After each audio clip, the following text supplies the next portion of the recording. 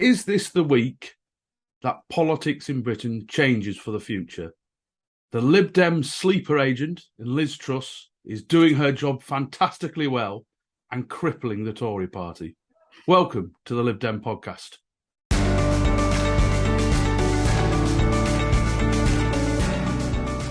Hello and welcome to the Lib Dem Podcast. My name is John Potter. I am the host of the podcast and also a councillor up here in Lancashire. And join us today, we're going to talk a lot about everything that's happened in this last week, from a mini budget to the pound crashing to what happens now. As we're speaking right now on Sunday, the Tories are about to start their conference. And will it be bloodletting? Will it be a crazy Liz fan base? We just do not know. But to discuss everything that's going on and maybe even make some predictions as best we can on what will happen in the future, we have a brilliant panel. Joining us, one of our regulars, is Alison Bennett. Hello, Alison. Welcome back. Hi, John. Have you had an enjoyable week? Yes. Yeah, I've thoroughly enjoyed most of the news, but particularly the local radio round on Thursday morning. Thank God for BBC Sounds. Absolutely. I don't think BBC Sounds had so many people logging into it in years just to see all these different stations grilling Liz Truss. Now, we are very delighted to bring in back Councillor Martin Boffey, but there was controversy last time. When he last appeared on the show, he made a bold prediction right at the start of the Tory leadership race that we shouldn't discount Liz Truss. What did you know that we didn't, Martin?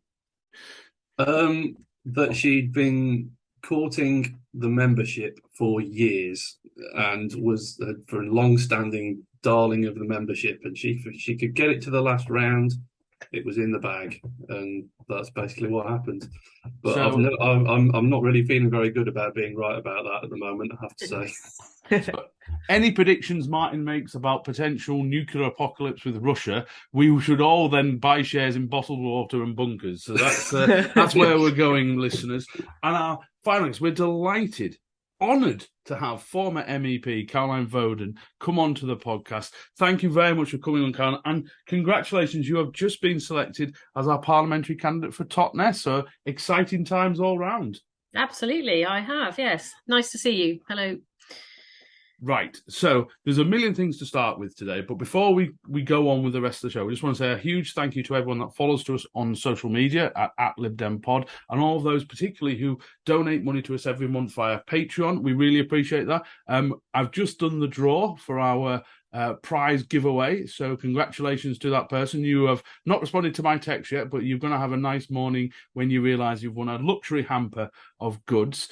We're also doing special episodes called Podcast Extra that you can actually come in and see, where we're going to go into in-depth into some of the campaign materials, and we're just going to show a little clip of that episode that people on Patreon can watch now. So yeah, fracking is something I think we need to major on, as well as the whole attack on nature piece that, and the sewage. There's a massive set of environmental stories to work on over the coming months. It would be really good. I've got a colleague in my group who is a sort of rewilding and biodiversity net gain expert, and hoping we can get him on the podcast in a few weeks' time to talk about what's being proposed.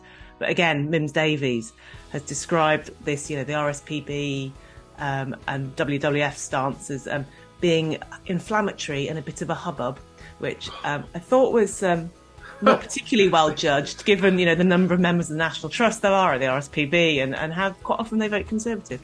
So plenty of stuff on the environmental stuff.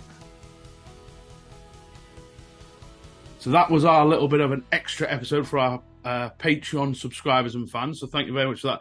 We're going to now get into the only story that's been going on really this week, and the tanking of the British economy. I suppose I'm going to start with you, Alison, as one of our regulars. Given the predictions that Rishi Sunak made throughout the leadership race, should we be surprised by this? Perhaps not. Perhaps the man was actually fit to become the next leader of the Conservative Party, if not, in my view, great prime ministerial material, simply because he's a member of the Conservative Party. But no, the clips of him in the leadership race were sort of pretty telling about what would actually happen. I mean, maybe his name should be Nostradamus rather than Rishi. That will be. I'm sure he'll take that. But I do like the fact Rishi said, "Will he be coming at conference?" No, I won't. This is Liz's time to shine, which was very funny. What about you, Martin? Did you see this coming? I mean, there was a lot of expectation that Liz Truss would have to do something big and bold because you'd only have 2 years before the general election. Did you see this sort of economic package actually being put forward? Not to the extent that it has been. I think I saw the general tone of it, but I think what's shocked me has been A, the doubling down of what they've gone for, but B, and far more seriously from my perspective, is the complete professional ineptitude with the way in which it's actually been carried out and the unforeseen consequences that that's had for everybody, which maybe we'll talk about a little bit more in a minute. But for me, there's two very different elements to the mini budget and its failure. One is kind of the policy issues, which obviously we disagree with, but two is just the basic competence about how you carry out government that is very worrying. Caroline, should we just very briefly describe kind of what's happened in this last week in terms of the crashing of the pound, etc.? I mean, this is almost, for anyone that don't know, this was the libertarian right wing of the Tory party. It had always said, look, if we had a prime minister that actually genuinely believed in this stuff, then, Britain would open up and it would be a beautiful utopia of free market economics. Obviously, that this first week hasn't happened like that. So what are your impressions of what we've seen this last week? Well, I agree with Martin. I think it's partly what they said and it's partly how they said it. I mean, the bit that I found most astonishing in all of it was that there could have been a conversation around a table in a room where people actually thought it was a good idea to lift the cap on bankers' bonuses and remove a 45p tax bracket. I mean, all the other measures aside, it just seems so utterly tone deaf. Leave aside the economics of it, but the political. Politically how that comes across, it just seems astonishing that they could have had that conversation and said, oh yeah, let's do that. That's a good wheeze. As people have been saying, I mean, Laura Kuenssberg was saying this morning, wasn't she, that Truss goes on and on and on about how they had to help with the energy package, which they did and which will help people, but they've kind of given with one hand and completely taken away with the other because as interest rates rise and mortgages rise, then it's neither here nor there whether you've got help with your energy bill if you're not going to be able to keep your house. But I suppose the problem that didn't get picked up by Laura Kuenssberg is also, and it was discussed in last week before the mini budget came along, was actually who pays for that gas incentive. Because obviously for us and then later Labour were saying, look, there's got to be a windfall tax. The gas and oil companies have to pay for this. But we're still paying for that. They're paying for borrowing. In fact, we'll be paying more through doing it that way. Absolutely, and it seems they seem to have chosen some really strange things to. They've gone for this massive amount of borrowing, which has tanked the economy. But to pay for what? To pay for tax cuts for people who are already extremely wealthy, and the energy price cap help, which should have been paid for by the energy companies. So, yeah, people keep saying Kwasi Kwarteng is a really, really intelligent guy. I'm at a loss at the moment. I don't really see it. And just jumping in on the point about borrowing for the help with the energy bills, for me, that what stood out about that is because it's being done through borrowing, it further bakes in intergenerational unfairness. So it's my kids who are going to be paying for their grandparents to have their energy bills reduced this winter, and it's only for the next few months that huge amount of borrowing is actually going to fund. And there's enough intergenerational unfairness as it is in this country without stacking more onto the younger generations. So I suppose the question there, Martin, is why? Why would they do it? Because it's what they believe in. And they see it's their one chance to go for broke and make the big sweeping changes. I mean, there's a certain amount of a nasty blend of conviction politics with scorched earth policy going on, in that basically think, well, we've only got a small amount of time to make these big fundamental structural changes to the way Britain runs before we all get kicked out of office. So we're going to do it and hang the consequences. I mean, she did say, to be fair to Liz, also in the leadership things, that she was prepared to do things that were unpopular. So you can't accuse her of not telling the truth in that regard. But I think Caroline's right. I mean, the blend of things. So the economic kind of incompetence on one side, you can say, all right, they really want to go for that. But then it is the things like the bankers' bonuses where they think they've left themselves open. Now, how could they? And it looks like today. Martin talked about double downing. It looks like they're going to triple down on it and say, actually, she refused to commit, saying that benefits would raise with inflation this time around. So actually, and how can anyone defend that when you remove the top rate of tax and the bankers' bonuses?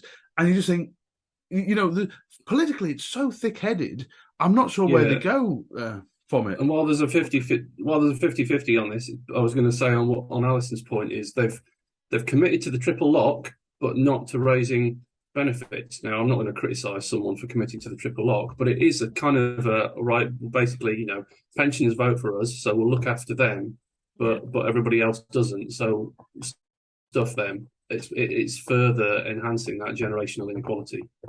Yeah, and you have to wonder who in number 10 is working on the comms for them, because there clearly isn't any sort of equivalent of an Alistair Campbell type in number 10 at the moment going, this is a terrible idea. If you scrap the top rate of income tax, it looks really like you hate poor people and want to reward rich people. There's nobody giving them that check and balance aside from the economics of it.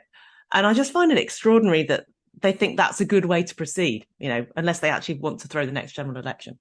Well, she said this morning, didn't she, that too often politicians are scared to do things because of how it looks. And actually, I don't care how it looks. This is my plan. This is what I want to do. And it's not all about how it looks. It really is an ideology, isn't it? This is like you said, they've got 2 years to make massive changes, to make the changes they want before the next election. And she's just going to plough on and do it. I mean, God help us if she's actually in office for the next 2 years, because what else is she going to come up with? And I think what's dangerous about that is, whilst I'll sort of get it to a degree, there's a lack of perception about the fact that sometimes there are just some people or institutions that you do have to actually pay attention to if you actually want to be able to deliver any of your agenda in the long run. And that's why I just wanted to, I know we don't want to get too technical, but key mistakes in terms of how they did this. Number one, they sacked the permanent treasury to the Secretary of Treasury on day one. Yeah. He was kind of the last big beast in the Treasury who had actually been through a financial crisis. So it might have been someone useful to have around when you do this sort of thing. Number two, they didn't share the forecasting numbers to back up this. And basically just forgetting that they forgot that you can't just go out and borrow 150 billion quid just because you want to, because you're the government. Someone has to actually lend it to you. And to do that, they have to have some kind of understanding that you've done your homework about what it is that you're doing. And then, number three, over the weekend, when they started worrying a bit about how the inequality side of it looked, they went, yeah, but there's going to be more.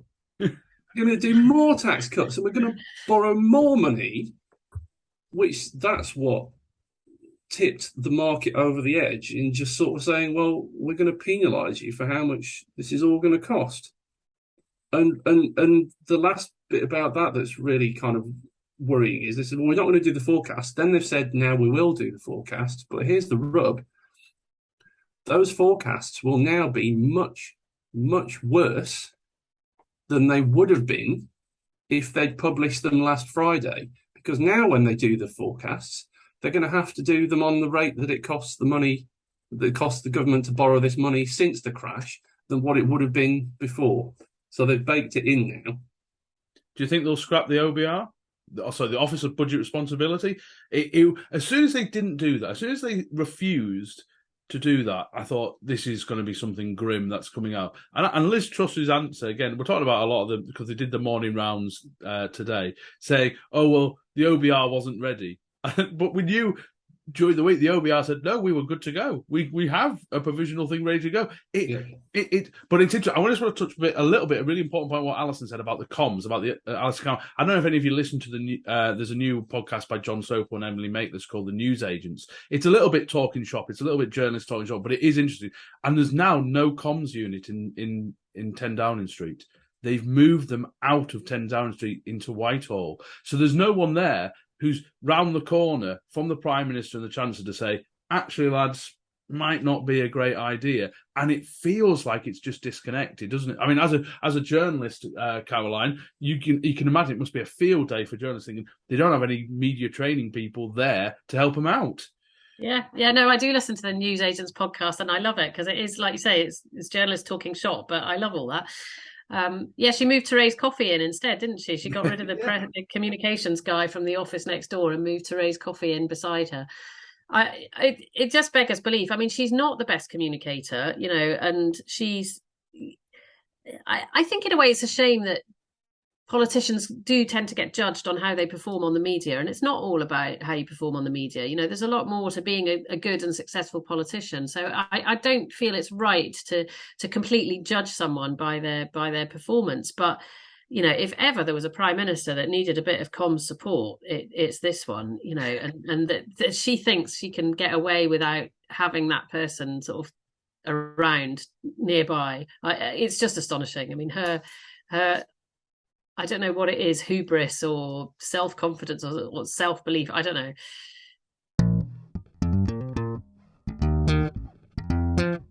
Hello, John from the Lib Dem Podcast here. We are delighted to say that this episode is sponsored by Praetor Rains. Now more than ever, you need a professional-looking online presence and website. Praetor Rains have been helping Liberal Democrat campaigns succeed for 18 years. Their Lib Dem Foci package combines a website, social media and email system to help Lib Dems win. You'll receive great support from real people, fair pricing and a huge range of features to choose from. Praetor Rains are already the bespoke developers for Lighthouse, Lib Dem Draw Online and the LD Directory. They combine a talented system design with an unrivaled understanding of our party, our data and our systems. To find out more, check out the Praetor Rains website at praetorrains.co.uk/liberal-democrats. Where does it go from here, from that side of the Tories? Now, we're obviously not on that side of politics, but it is because, like I say, the libertarian, economically right wing has been demanding this happen for so long. If only David Cameron was like us, if only Theresa May was like us, and now they've got it, and it's an absolute shower. And so, what happens? Will they just say, look, someone else, because they'll always find usually something else to blame. Is that to say, look, we just didn't have time. The good time's going to come. We just need to let it happen. Or are they going to blame someone else? I don't know, Sunak or Remainers or whatever else. Who are they going to blame, Alison? From the sounds of this week, all of the above. I mean, they're definitely Keir Starmer. It was Keir Starmer's fault. That's right. That's right. The reason the polls were so bad is the fear of a Labour government. That was a particularly special point this week. It is also, of course, entirely down to sort of the global world order and Vladimir Putin. It's definitely his fault too. And it is also part of those nasty Romani bankers that basically want to rejoin the EU. So I think we're all responsible, and in no way should Truss or Kwarteng be blamed. It was quite. There is a bit of an elephant in the room, isn't there? They've talked on and on and on and on about wanting to grow the economy, and every time I hear it, I just think, a single market on our doorstep, 450 million people. What would be the easiest way to achieve that? It might be a good way to grow the economy. Every time Liz Truss opens her mouth, the cost of government borrowing goes up by 0.5%. I mean, I'm not even making that up. It happens. You can see it in real time. But it is also a bit of kind of political yoga to have to say, it's, and I saw that same one, it's these city slicker bankers or whatever was on the front page of the Daily Mail. You mean the people you've just released their cap and allowed them to earn more money on? It is absolutely desperate. Now, and obviously, for those that don't know, the Tories have utterly tanked in the polls. Now, again, we're going to have a bit of a longer episode in the future regarding what this means regarding possible Labour majority, what that means for a general election going forward. But do we think the Tories can recover from this? Because what is noticeable as well, so Labour have had an uptick, there's no doubt about that. But what was interesting, out of the people that have left the Tories, who have left them in this latest polling, only about 20% are saying they're going to switch to Labour. So hopefully there's a fair chunk that would switch to Lib Dem as well, because as we know from all the by-elections and the data we read, there will be some Tory voters who will never vote Labour, but will vote other parties. but I think a vast majority of them are still going from Tory to don't know, which suggests that there is a possibility of getting them back. Now, Martin, I'll start with you. Do you think the Tories can recover from what's happened in this week, or do you think it's now terminal until after the next general election? No, they can't. It's all over. Okay, there we go. No, and I'll tell you why. Nobody survives a sterling crisis. It just never happens. And they have lost control of the economy. I actually had a Conservative councillor was speaking to me about this the other night and was saying they saw the 30% poll and went, 34% this is Labour terrible. League. And I said, no, that's a blip. It's not going to be like that. And he says, I don't know. It might. I think it's going to be difficult to pull it round. And I said, oh no, you're definitely going to lose. The question is by how much. And his face kind of dropped at that point. But that's Caroline, there you go. What do you think? I think that they will recover a bit. They've lost the next election. I think it's fair to say they've lost the next election. I don't think there'll be a rout anything like what we've seen this week, and it's certainly not going to be like Canada, sadly, where they went down to 2 seats or something from being the ruling party. One thing that has crossed my mind that might happen, and I don't think this is very likely, but I think it's possible, is that there might be something over the next few weeks or months that Truss tries to get through Parliament and might fail to get through Parliament, because it took her until the 4th or 5th round of that leadership election to actually pull ahead of Penny Mordaunt. She only still got a third of the vote then. Yeah, and she was not popular with MPs. And I've seen stuff on social media, don't know how true it is. I have seen that there are Tory MPs already beginning to talk about maybe voting down the 45p tax cut. Mm-hmm. It's not going to take that many of them to think, no, you know what? We've lost our seats already. We're going to lose our jobs, and actually, this is so painful that maybe we should just call it a day and call time on this government and get out and go and do something else. I don't know. I mean, I think if I was Tory MP, I'd almost want to go because it's embarrassing. And Alison, we've talked in the past. I'm not sure if you were on an episode where we were talking about how it felt on the doors, and I made the point that the Tories I speak to, lovely, moderate, everyday kind of voters that are in my kind of patch, who just seem tired of it. People have been Tory for years, decades and decades, and they were just tired of it. And the Tories need to get them back if they're going to recover. And this was before the debacle that's happened now. How are they going to recover, Alison? How are they going to get back those sort of tired voters who sort of lifelong Tories, do you mean? Yeah, exactly. Conservative voters. Because they're the people that are going to pick them up in the end, aren't they? So I would assume that Truss is thinking she sort of digs in and holds the line, which everything she said would indicate that's what she wants to do.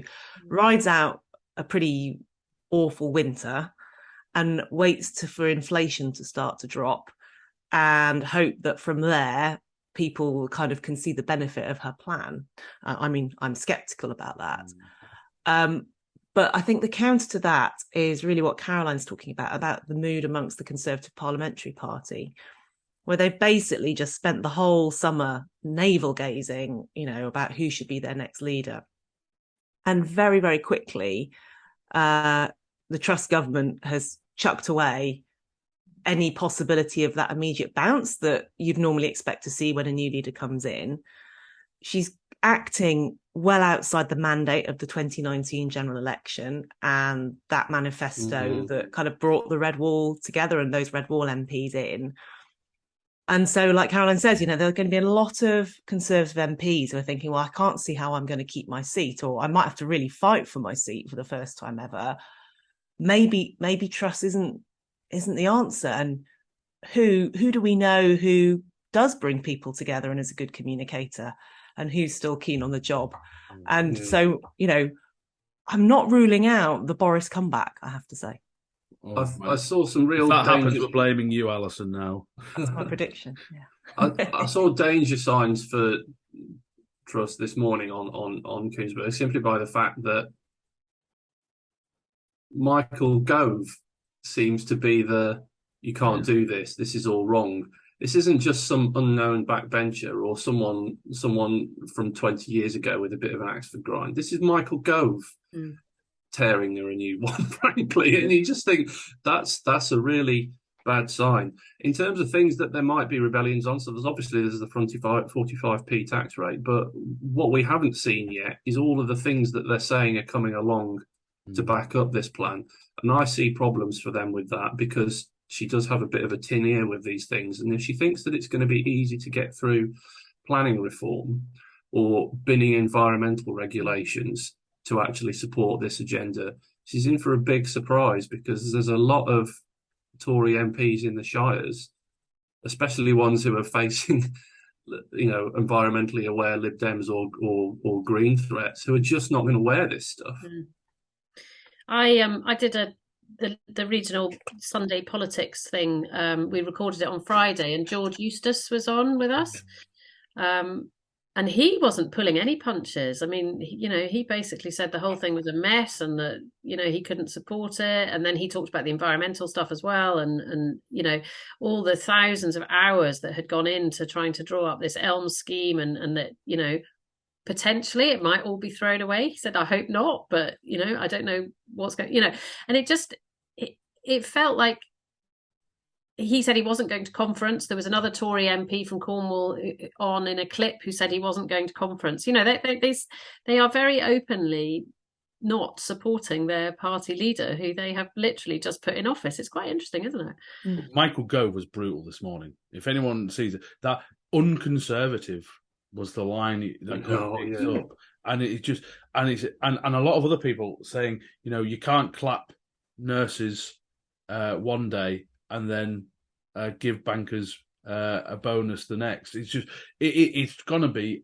rough for them, and I don't know. But what's interesting, and we had a little chat just before we started recording about my view is that Conservative MPs' number one priority is actually the retaining of power, and the Conservative Party is brilliant at it. We shouldn't in the modern democratic world, the British Conservatives have been one of the most successful political parties in history in actually being able to change face and do what they do. So, but I can't see a way they get through this without it making it worse. So, for example, if Gove and the other MPs don't like the 45p tax rate being dropped, and they rebel or don't support it, they lose the whip. Jake Berry, the party chairman, has just said they will lose the whip, which means it would collapse the government. No Tory wants an election right now, so they're not going to collapse the government. If Truss by some miracle goes and they elect a new leader, there'll be massive pressure on them to have a general election because of the legitimacy mandate that it's already stirring now. Can you imagine 2 prime ministers without being elected in? They lose all their seats. Or they carry on with this economic disaster and it gets worse and they lose the seats. I mean, I can't see a way out for them. No.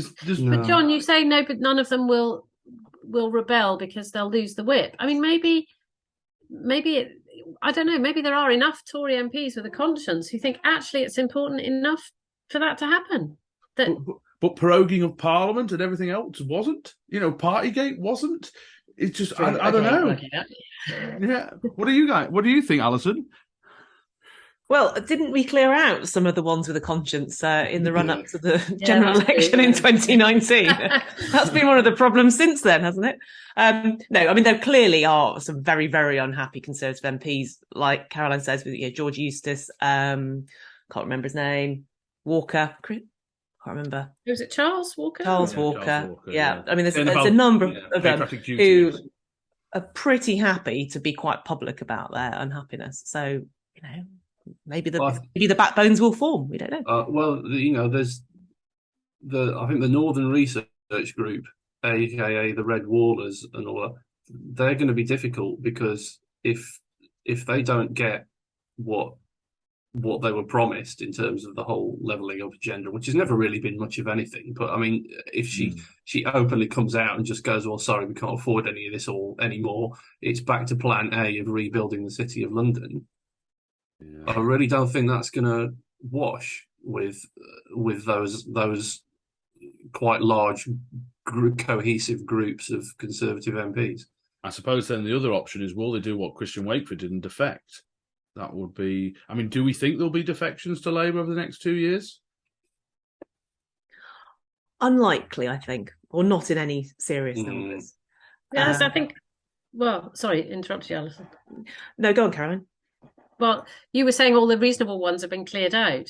So I think anybody who might have been a likely candidate for crossing the floor, they've long gone. Unless self-preservation is what matters to them.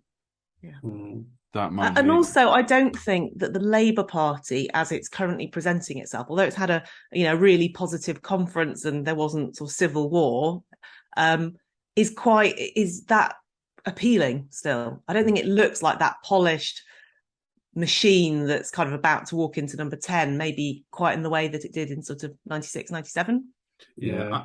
I made a point, sorry, Martin, I was on Twitter that, not being Conservative is not a particularly strong vote winner for like really having a galvanised vote, just not being the alternative. You want people to buy into it. So Labour's had a decent conference. They didn't, they didn't tear themselves apart. There was no major gaffes at the conference other than I can't remember her name. Is it Rupert Huck? Rupert Huck's making a foot. But even that wasn't enough to throw it off. But I just think that shift, and like we said earlier, it's only about 20% of those Tory 2019 voters going back to Labour. So there's a weakness and a softness to the Labour support where they haven't yet sealed the deal. People don't like the Tories. They don't know if they love Labour yet. And I think, Martin, that's where I'm at with Labour. That they're sky high with optimism right now, but I think it's a worry that Labour might be taking it for granted. I think that's true, but I also think. I hate to bring it to a sporting analogy, although at least it's rugby, so you're on good ground with it. But basically, the Tories have given Labour the ball, right? And when I say the ball, I mean basically the mantle of economic competence. They've basically ceded that, which is in anything like normal times is the most important thing going into a general election. It's like, can Labour hold on to it? And can they make some progress with it? Because if they can hold on to that for long enough, it will, they'll get there. And I think actually,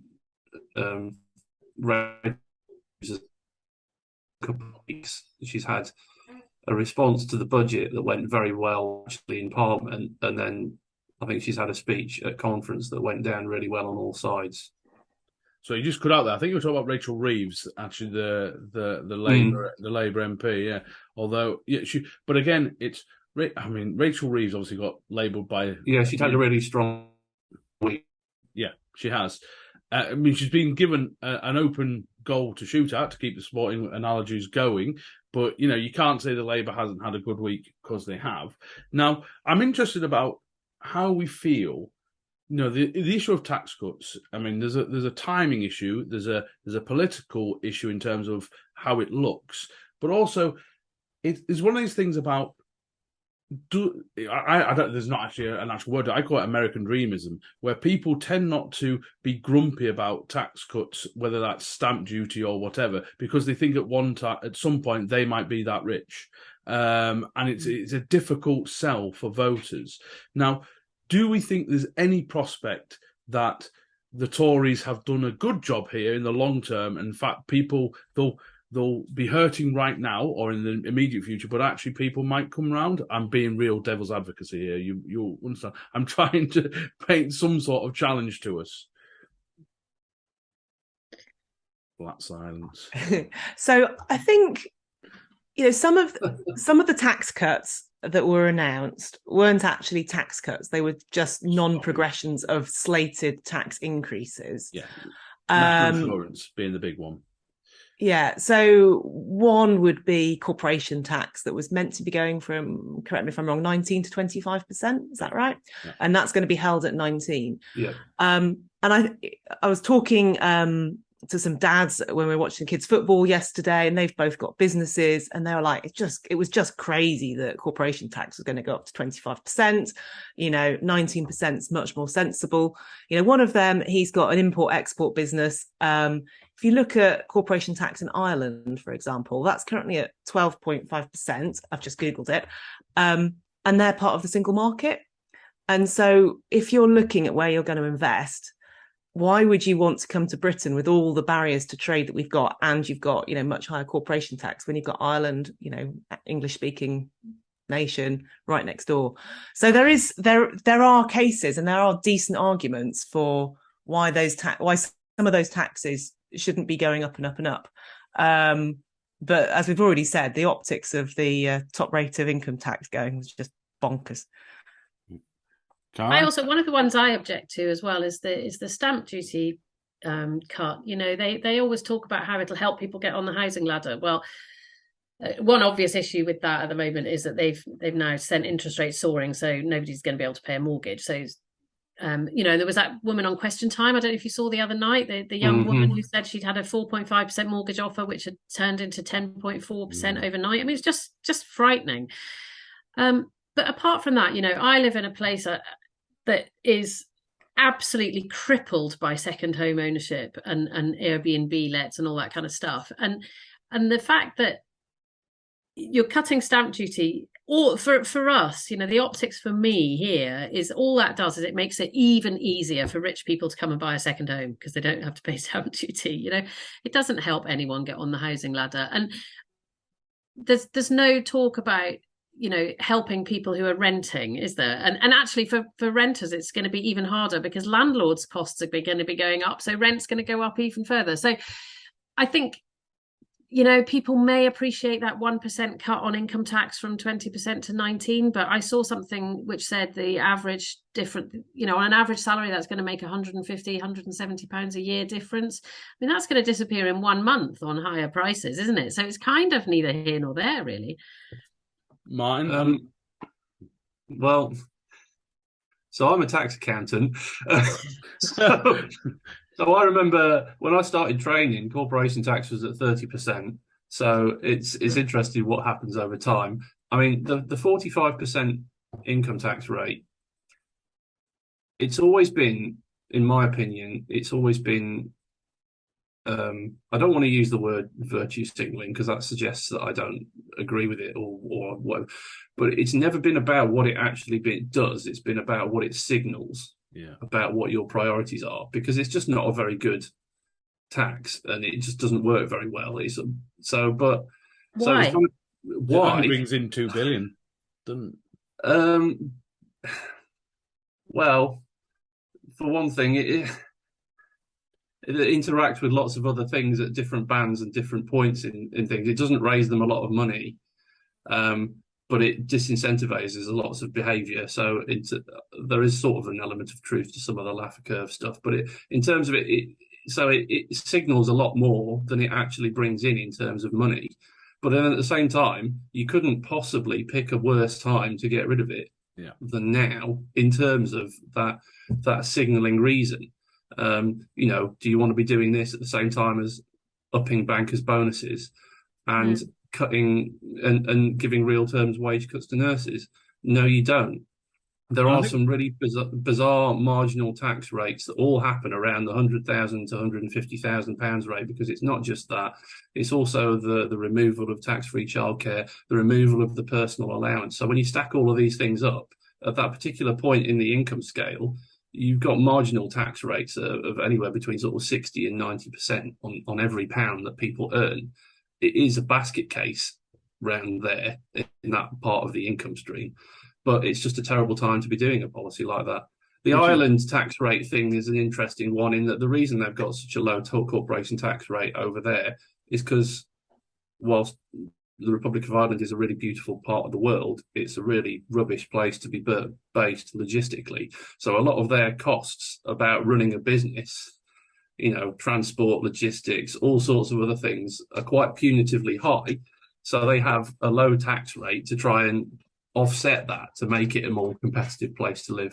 And there are going to be global minimum tax rates brought in shortly to around the 15% and so on. So they won't be able to stick around that forever. Going up to 25 was a rubbish policy, but there's nothing sort of particularly special about being at the 19% or lower than that, and as Rishi Sunak has said, not that I want to hold him up as a paragon of wisdom, but, we've tried low corporation taxes for growth. It doesn't work. And it doesn't. And Gordon Brown, don't forget, only brought in the 45p in his last month of 13 years of being in Labour government. That was so. But you're right. It's the perception of, if you're going to do horrendous things, is that the priority at the moment, is to reduce that? And it's not. Whatever. No. However, the arguments you can make economically about it, just politically, it's absolutely toxic for them. And that's why. Interesting, though, isn't it? That they've had 12 years and they haven't really, from what Martin's saying, it sounds like it's quite messy. Why haven't they sorted it out, streamlined it so that it all makes more sense at those higher income rates? If they're the people they want to, to sort of protect and.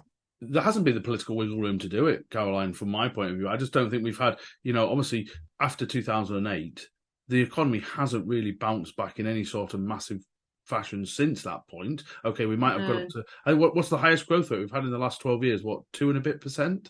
Something like that. It hasn't been massive. So they haven't had that political wiggle room to be able to do it.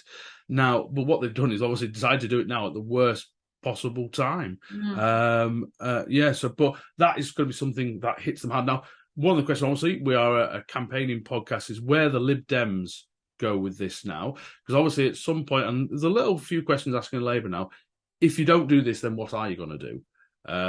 And that's a very difficult one, and we have obviously 2 confirmed parliamentary candidates here, and that will be a question that comes to you. So, Alison, what would you do different? Well, what I wouldn't do is what I just heard Tulip Sadiq do on Times Radio this morning. So she's a Labour MP, for those that don't know, and she's one of the shadow spokespeople for the Treasury. Oh, what a car crash that interview was. She was basically being asked these questions, are Labour in favour of the tax cuts or not? You're chopping and changing, what do you want? And I just wanted the interview to end because she couldn't answer any of the questions. In terms of what we should do, we need to be advocating for normal people and what their priorities are. And what I hear, when I'm talking to people on the doorstep, it's about, decent schools, a health system that isn't about to fall over. Will I be able to pay my mortgage when my fixed rate ends? How will I ever get on the housing ladder in the first place? And those are where we need to start with our policies, and what our priorities are is advocating for those kinds of voices. And actually, before Caroline comes in and Martin, there was a survey out about just the day before the mini budget, talking about the public perception of tax and spend versus lower tax. And actually, I think the public gets the fact that if you want decent services, you have to pay for it. I mean, one of the most successful things that I remember, I've been a parliamentary candidate now the last 4 elections, and actually one of the most popular the last 2, and actually me just saying, look, I benefit from my wife and most of my family working in the NHS. If you want a high functioning NHS, you have to pay for it, but it's the type of taxes and where you tax to pay for it that matters. If I say to you want a penny of income tax to make sure the NHS doesn't fall into the sea, they get that and they understand it. But this is what the national insurance rise, I'm glad they've taken it away. The national insurance rise is a far more regressive tax than income tax in terms of how you work. I mean, income tax isn't perfect, but it's better than what they were going to do. And that's the argument I have to believe. It's not just how the level of tax, it's how you tax and what you use it for would be my argument, Caroline. Yeah, absolutely. I agree with that. I think people are willing to pay taxes to protect the NHS and also state schools. I think education is really important to people. I think perhaps we're a bit narrow as to where we look at taxation. I mean, for me, one of the ones that doesn't make sense at all is council tax, because it hasn't been, the value of houses for council tax hasn't been reassessed for a very, very long time. And I'm probably not the only person on this podcast who's benefiting from the fact that I bought a house 30 years ago, a small flat 30 years ago, and have kind of ridden that wave that our children are not going to be able to do. And there are people sitting on houses now that are worth millions of pounds, and the council tax hasn't been reassessed. So maybe that's an area to look at so that, that might be a bit fairer, that people who are sitting on all that accumulated wealth actually put a bit more in the pot. Oh, we haven't had a reference to land value tax in a while, Caroline. That's going to keep our core listener happy. I didn't mention land value tax. No. But that, in essence, Martin, I mean, other than tax accountants being very popular at the moment, how do you see this going for the Lib Dems? I see it quite well. One problem I see is that every time we come up with a really good policy, 2 weeks later it gets copied by the Labour Party and it becomes their policy. Because we wanted the windfall tax first, we wanted the energy price cap first. There's various things that I mean, sometimes I guess it's quite useful if we're talking about the same issues because people can go for their non-conservative candidate of choice in whatever area. But I think that's one of the things that we suffer from is that how do we come up with a policy and then keep it as being ours is a bit of a challenge. I think I mean with the tax policy stuff, I don't think things like it would be sensible to say we're not going to get rid of the 45p rate cut, but we need to have some things that are in there that are going to benefit more people. VAT possibly, because that's more aggressive. Look at something like on that, and also, but then on the micro stuff, things where you get double bang for your buck on things like tax policy, they're not very exciting or very interesting. But I saw something the other day that saying, well, within 5 years, 40% of GPs are going to retire or leave the profession. Well, part of why they're doing that is because they're incredibly overstressed. But the other reason why is because pension policy and tax policy actually disincentivizes them from carrying on working. It actively does so. So something needs to be done about that because they're literally driving experienced GPs out of the profession. And I suppose one of the big disappointments from our conference not happening, and we had that discussion in the last episode, was actually this was the start of our manifesto process. Was going to start at conference in actually starting to get our big pillars of where we were going to go. So I'm absolutely sure once the federal elections are out of the way, we'll start having fairly robust debates leading up to the spring conference about actually setting our stall out. But you're right. I mean, it's one of those things that we're not going to get the major media coverage, and Labour will steal our clothes quite a bit. But that's just the nature of being one of the smaller parties in the UK, and we have to kind of swallow that and fight as we do on the ground. Now, we're going to do a quick fire round to see how you guys think. So this is, whether Martin's wonderful predictions are going to come true again. Let's go around, I think. So, will Liz Truss make it to the next general election as Prime Minister? We'll start with you, Martin. I think so, yeah. I'm not as confident as I am about lots of other things, but on the balance, I think so, yeah. Alison? No. Caroline? She will, but she'll be the cause of the next election.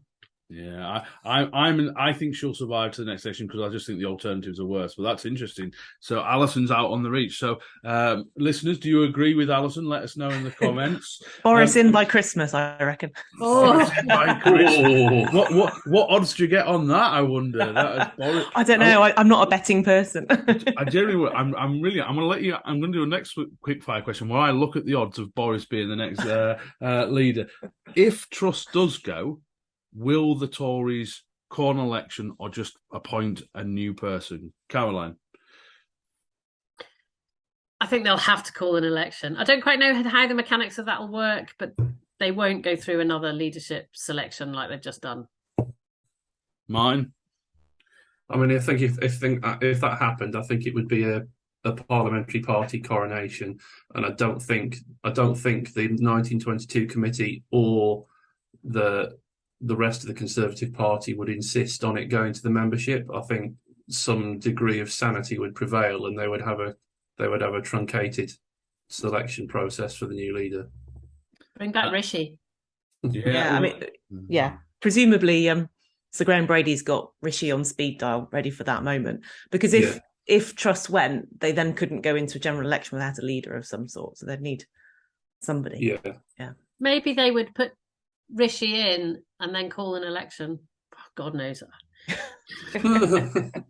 Right, so we've got Boris Johnson 16-1 to be the Prime Minister after the next general election, which seems a bit I don't know how that would work. That's an accumulator, John. Yeah, because that would mean the Tories win and then ditch the person that wins. So I don't think that whoever's doing that betting odds has got interesting ones. Sunak is favourite to replace, which is interesting, and Kemi Badenoch doing well as well. So just because the right wingers have done so well so far, let's keep going with it. So, but what about Mordaunt? Sorry, John, is Mordaunt on there? Oh, I wasn't expecting. This has gone other ways than I was expecting. Hang on. Penny Mordaunt.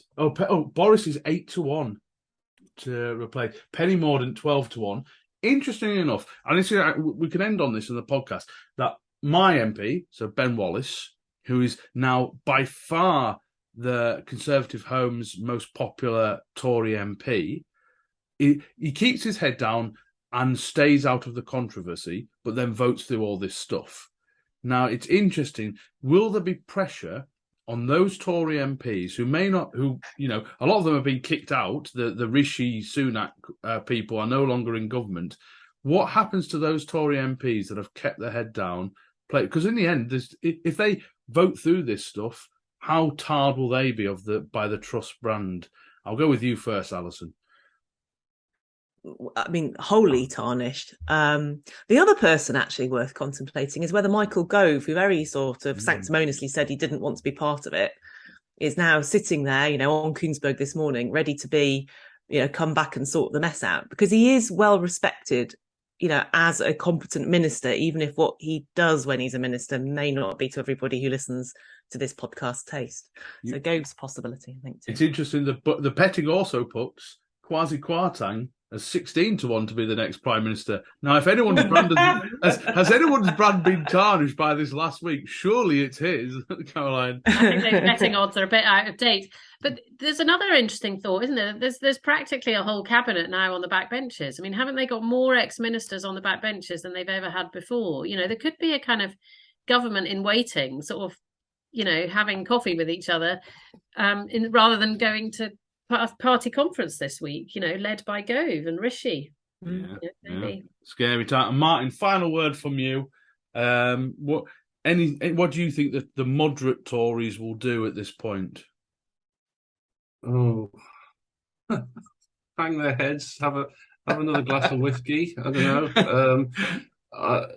Keep talking to each other quietly. Come up with a plan and see who they can unite around. I mean, I do think I don't think they're going to be the first to move. I think they're going to see how this one plays out. I don't think she's going to be brought down by the moderate, sensible ones. It's going to be the kind of more reactionary that will do it. But then the question is, who do they unite? And I think it does make a huge difference if it were to happen, which I don't think it's that likely. But if they do have to choose a new leader, are they going to the membership, or is it something they could sort out in Westminster? Because if it's the parliamentary party gets to choose, you'll have something much more stable and much more sensible. Whereas if it goes to the membership, Lord alone knows what might happen. But I mean, if you're a Tory MP, would you trust the Tory membership right now to pick a sensible leader? I'm not sure. I'm not sure you do. But and I suppose on that bombshell, we will end this episode. So thank you so much to Martin, Caroline and Alison for coming on the podcast and discussing this. We're going to have, because I was on holiday for 2 weeks, one of them was expected, the other one was a conference holiday. That didn't happen. So we'll have lots of things, because we're going to talk, we've got loads of episodes about what's going to mean for Labour, how we're going to move forward. We've got absolutely tons in our podcast WhatsApp group. I've got to find time for everything, not to mention all of our wonderful parliamentary candidates like Caroline, like Alison, who are going to be leading the charge for us next time. We're going to be doing special focuses on their fights as well. So thank you everyone for watching and listening to the podcast. Don't forget to subscribe, like and comment on anything you've heard today. We really appreciate all your feedback. So look after yourselves, watch out for the mortgage markets, and we'll be back with another episode very soon.